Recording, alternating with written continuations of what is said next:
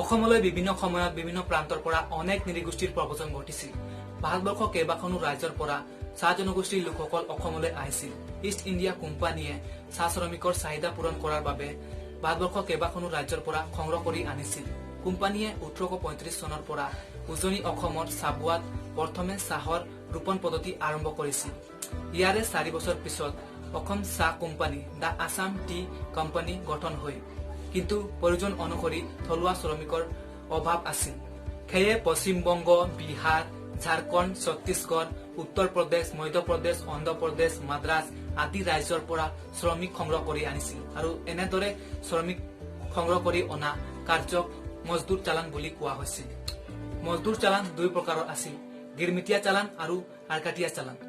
লিখিত চুক্তি বা এগ্ৰিমেণ্ট অনুসৰি নিৰ্দিষ্ট সময়ৰ বাবে শ্ৰমিক অনাটোক গিৰমিটীয়া চালান বুলি কৈছিল আৰু কোনো চুক্তি নথকা চলে বলে কৌশলে শ্ৰমিকসকলক সংগ্ৰহ কৰা আনাটোক আৰকাটিয়া চালান বুলি কৈছিল।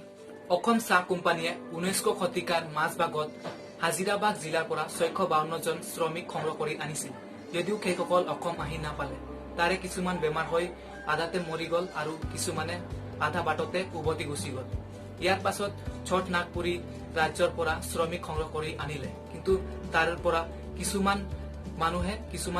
শ্ৰমিকহে অসমত খোজ দিব পাৰিলে। যিহেতু ভাৰতবৰ্ষৰ বিভিন্ন প্ৰান্তৰ পৰা শ্ৰমিকসকল আহিছিল, সেয়ে তেওঁলোকৰ জাতি ধৰ্ম বৰ্ণ কৃষ্টি সংস্কৃতি বেলেগ আছিল। কিন্তু অসমত আহি চাহ বাগিচাৰ একে পৰিৱেশত থাকি কাম কৰিব লগা হ'ল।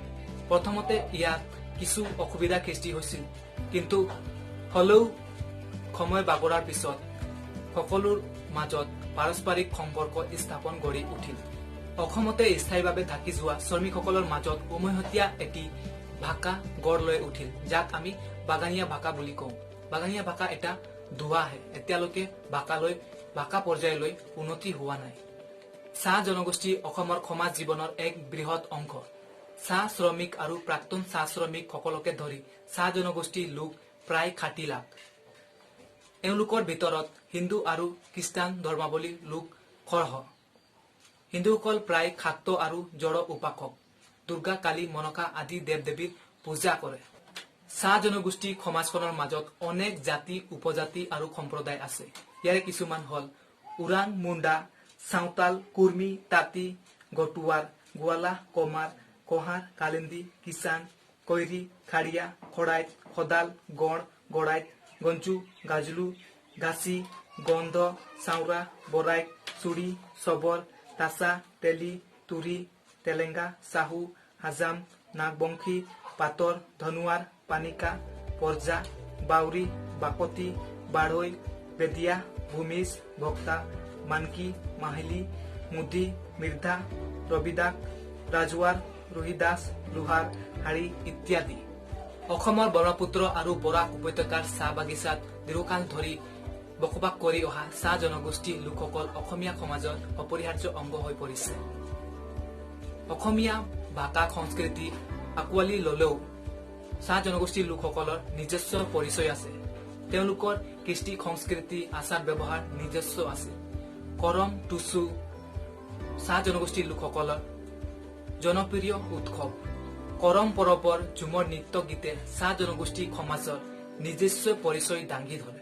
চাহ জনগোষ্ঠীৰ বহুতো বিশিষ্ট ব্যক্তিৰ ভিতৰত কেইগৰাকীমান হৈছে মেঘৰাজ কৰ্মকাৰ, সন্তোষ কুমাৰ তপ্ন আৰু চাইমন সিং হৰ। মৰাণৰ সন্তোষ কুমাৰ তপ্নই লিখা মুণ্ডা জাতিৰ চমু পৰিচয়খন হল চাহ জনগোষ্ঠীৰ প্ৰথম প্ৰকাশিত গ্ৰন্থ।